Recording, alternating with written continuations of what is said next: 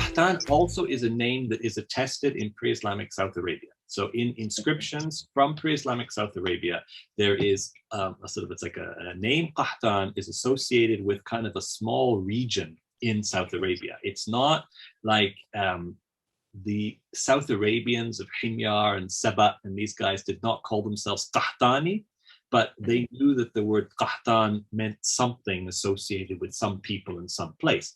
But what happens in the early Islamic period, or let's say not even early, this is kind of like the 3rd, 9th century, after a couple hundred years, Qahtan gets like balloons in size. He becomes the name that you attach to the first Arab instead of Ishmael. So what seems to happen was the guys who said Ishmael is the first Arab had the dominant view. Okay, this is like, let's say 150 years after Muhammad, so around 750, so 730, et cetera, et cetera. So the dominant view is that Ishmael is the first Arab, and then Mad attaches itself to Ishmael.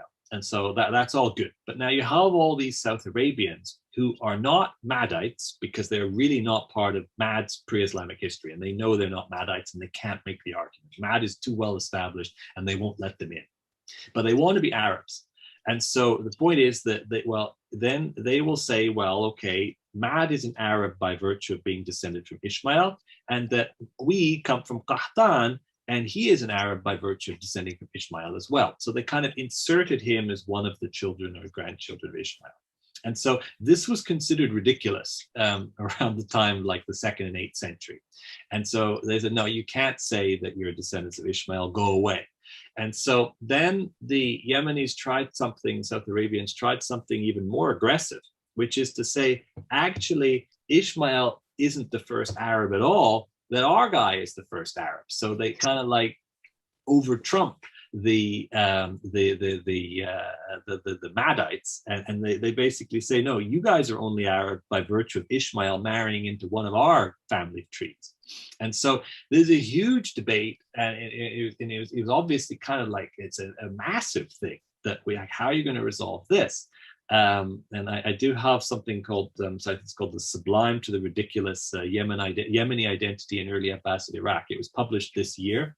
It's a very in detailed look at early Islamic era poets that play with this idea of genealogy. And so this is kind of the battleground where the sort of the identity, Yemeni identity and its Arabness was fought.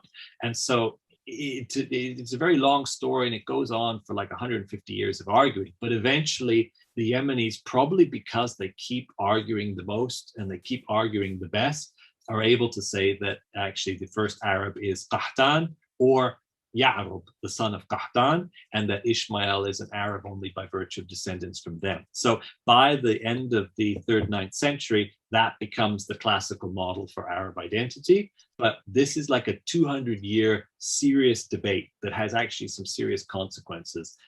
People get in trouble and like wars are fought over this idea. And it's certainly, while it seems very simple for us today, Qahtan is the first Arab, Ismail is the first sort of Ishmaelite Arab, it took a long time for them to argue their way into that position. Okay, makes sense.